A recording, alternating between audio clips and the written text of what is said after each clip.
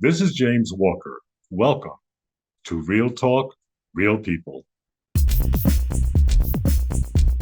This is the podcast that turns the mic over to everyday people to hear what they have to say about the issues and problems we face as a society.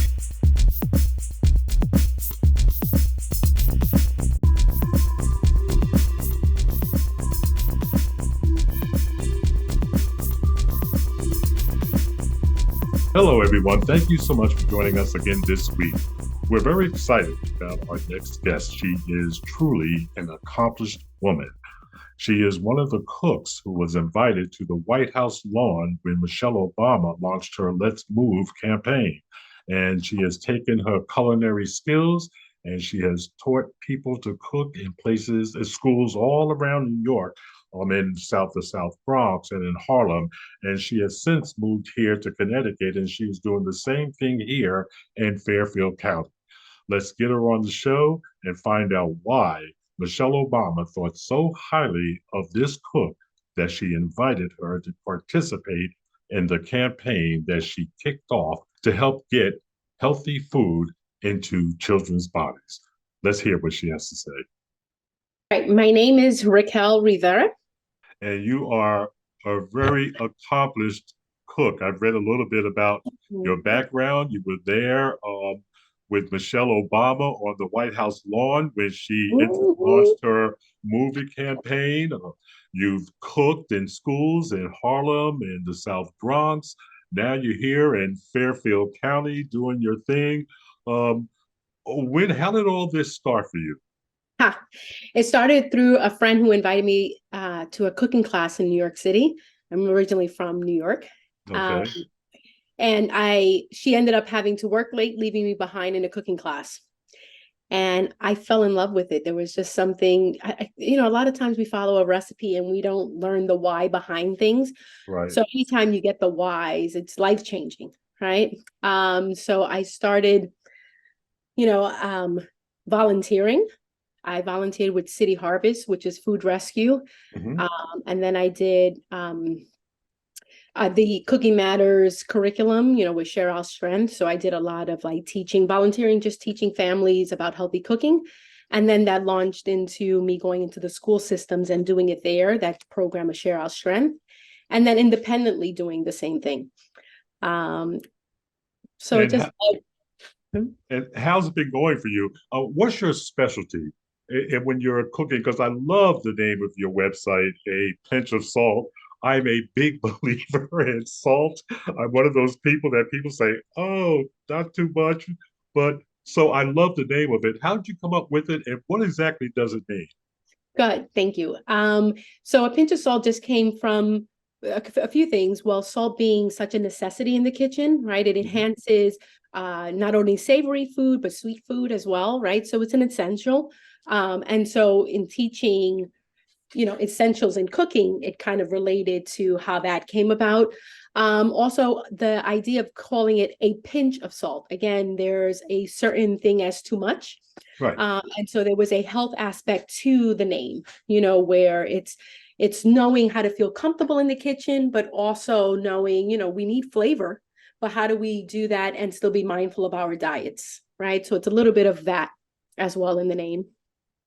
Now you according to your website, you're really big on healthy eating and teaching families how to cook healthy. What do you do when, say, you're talking to a guy like me who's not very good in the kitchen? I won't lie, I can cook for me, but I'm not inviting anyone to eat with me because they're going out afterwards and buying a real meal.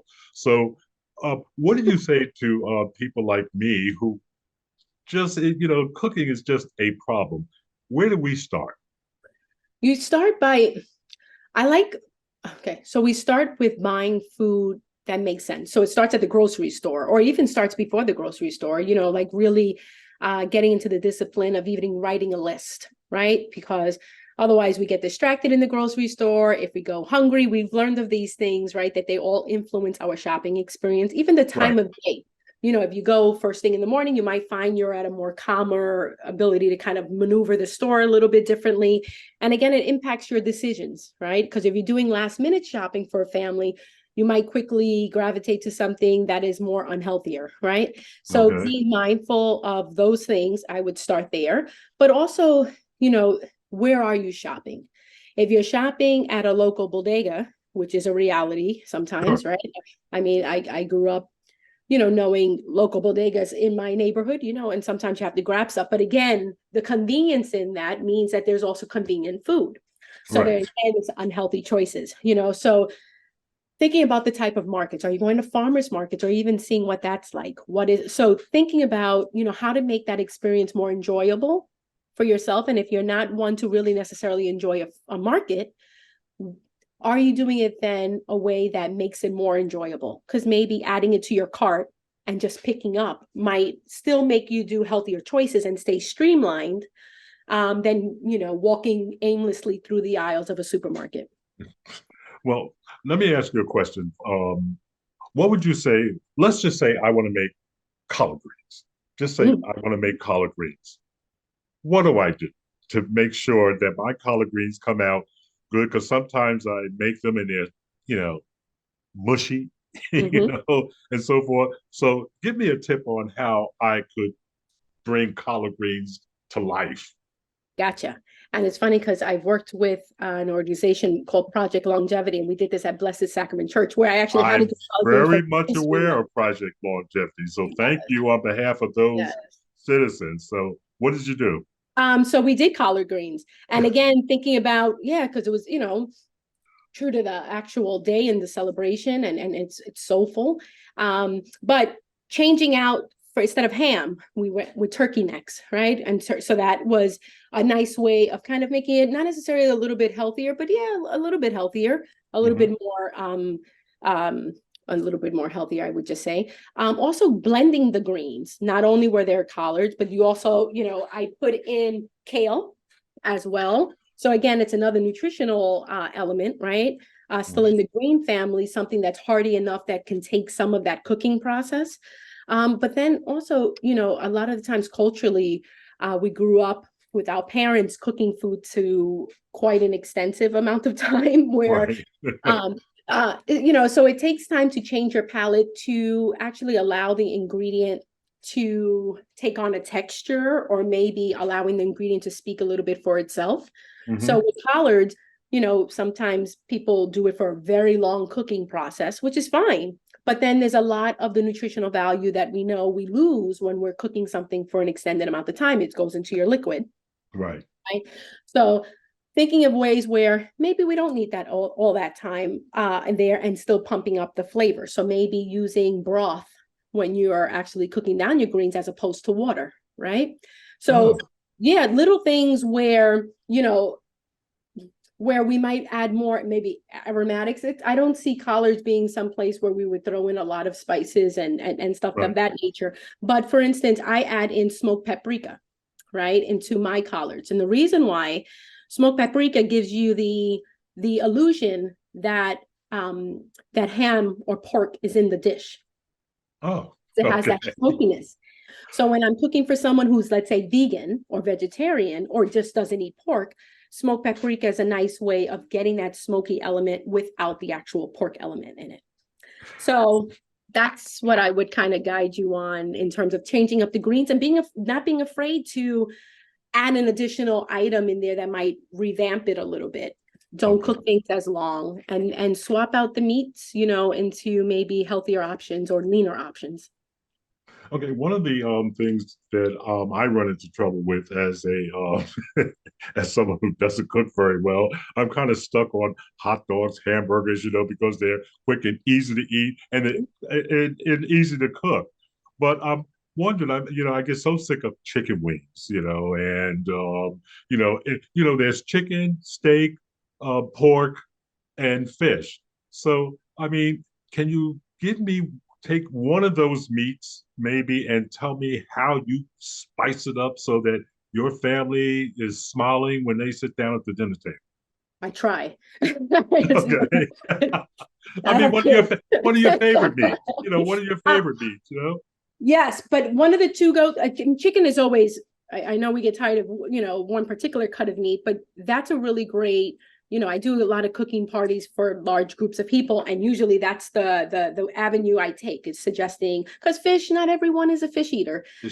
Pork, we know religiously, there's many reasons people don't eat pork. Beef, people sometimes, with high cholesterol might be refraining from eating red meat often. So chicken just seems to be that nice, like, Sweet spot there. It is. Right. So what I think of is different techniques on cooking. So on cooking chicken. So braising, for instance, this time of year is phenomenal. So it's basically cooking something in liquid. So that can be anything, like it could be wine, it could be chicken stock, it could be tomato based, like crushed tomatoes or diced tomatoes. It's basically allowing the natural, all the fat and flavor of the chicken to kind of break down slowly into our liquid. So not only we get a sauce, which is great for mashed potatoes, or maybe good if you like it over rice, or if whatever is your starch element, or a piece of bread. But it's a nice way of cooking something down with little kind of effort in the kitchen, right? Because it does the work by just cooking in the slow process. Frying is a great, we love it, right? Everything fried is crispy. But it sneaks up. It is. But then, fortunately now there's stuff like the what do we call this little thing? The crisper, the little oven, the air fryer. Air fryer. Thank you so much. So I'm not one for gadgets, but that's actually a really nice, if you like your certain crispy, fried foods, if you will, a nice alternative where there's no to little oil being used. Well, my brother's very big. He just received an air fryer and he's really big on it. He says it's great. I also have a sister who is a tremendous cook. Her name is Shameen. I'll give it to her. She can really cook. And she sends me a text. We have this group family text, and she's making braised this Lebanese rice and so forth. And I'm like, I'm looking at these chicken wings I have on my plate, and she's got this whole fierce, spectacular meal. And where do you get that to go after? I wonder about. I ask her all the time because she has a garden. All her vegetables are pretty much fresh and so forth. And where does that come from to spend so much time on a meal that you're going to consume in 10 minutes? I know. See, honestly, I don't, there's some people who have a natural art and love for that amount and patience for that amount.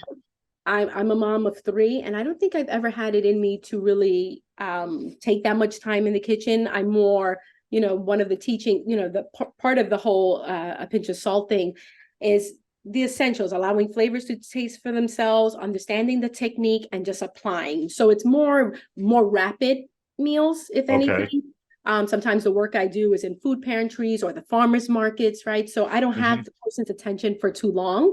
So it's like, how do I pop out a meal? So to your point, I while I appreciate maybe a Sunday where it's raining out or snowing and you want to just enjoy the day cooking, but those come very few in my life with with 3 kids. Yeah. Okay. Hold that thought because we're going to take a quick break. I want to remind people that we are talking with Chef Raquel of the website A Pinch of Salt. She is a woman who has a varied background. You've already heard she was on the White House lawn with Michelle Obama. She's been cooking in schools in New York, and now she's here in Fairfield County.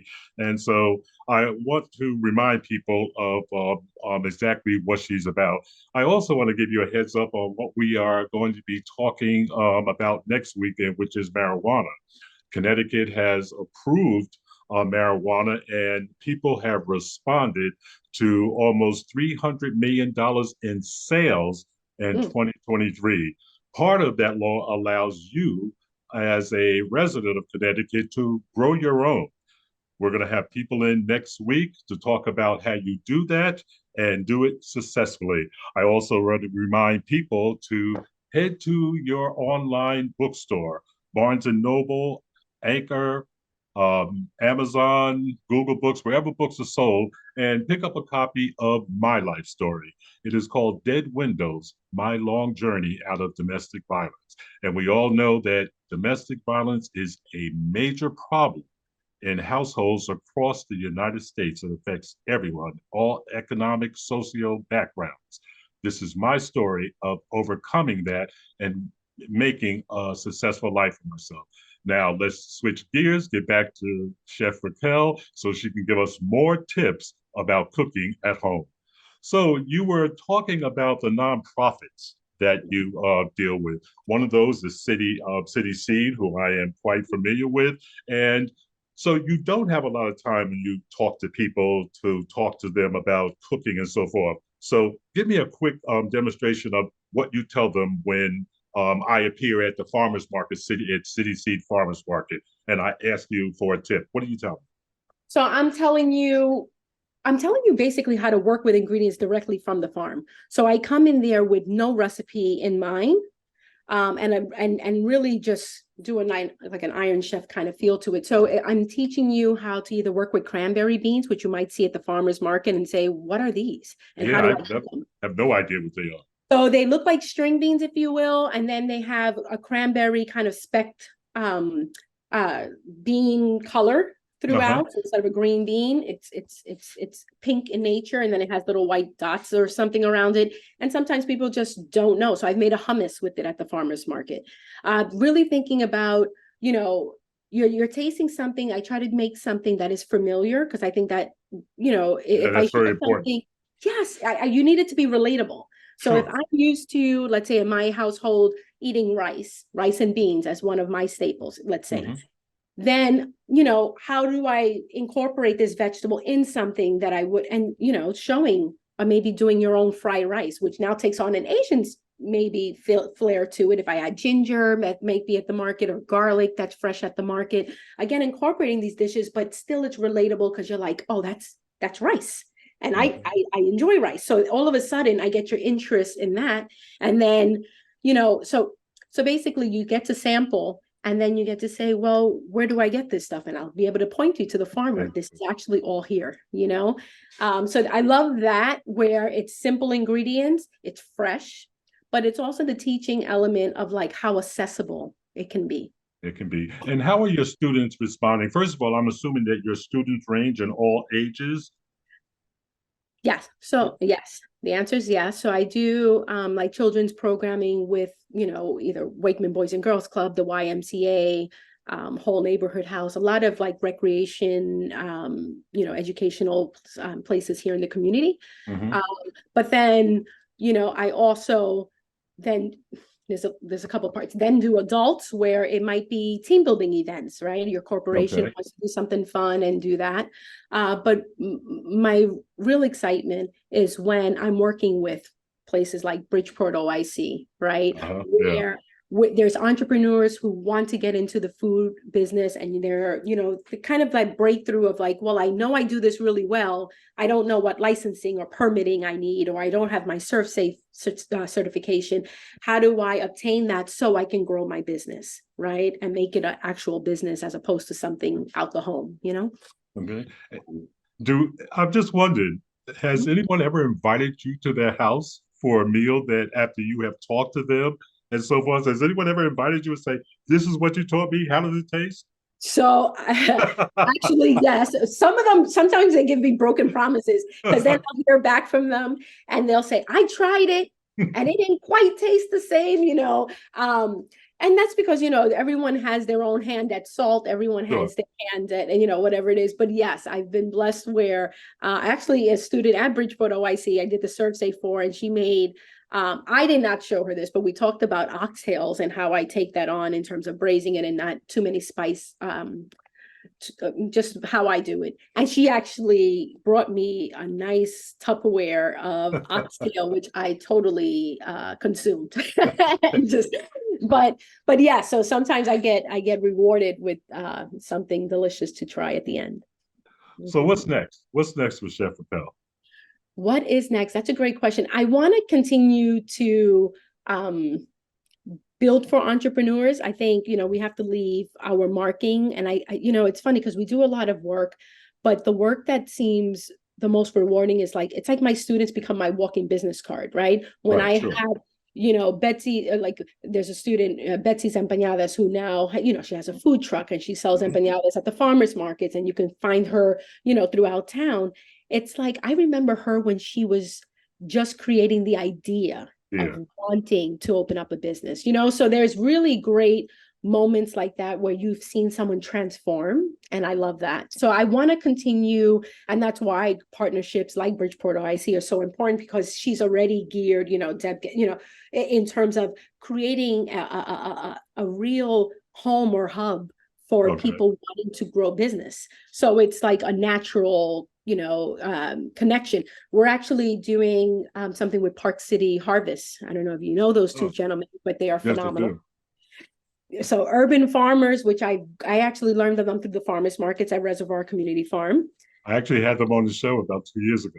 Yeah, they're doing their thing. They're doing their thing. I mean, I love their products, anything from candles to, they have oils and really beautiful things. But so they're doing a growing class, and I'll be doing the cooking demos with them. And they're actually, one's at Bridgeport OIC, and we're looking to expand them. So there's a lot of education components and partnering, because we all bring something to the table. So it's about, finding the right people and really, not working against each other or kind of competing, but figuring out how do we really get this message across in a positive way, Stay connected. If you see me in the community, please feel free to reach out. Mentorship is key. And if you're interested in never volunteering for something or really gaining, some type of experience, reach out for that as well. The more the merrier in one way. The more the merrier. Well, we certainly appreciate you taking the time to come on the show and talk with us. I'm going to definitely send people to your website and so they can get. Actually, your website is very interesting. I will say so. I'm going to send people to your website, and hopefully we'll hear more good things from Chef Raquel. Thank you very much for being on the show. Thank you very much for having me. I appreciate you. You've been listening to Real Talk, Real People. If you would like to be on the show, if you have an idea for the show, give us a call at 203-605-1859 or drop us an email at realtalkrealpeoplect@gmail.com. You folks have a good week, and we'll talk again next week.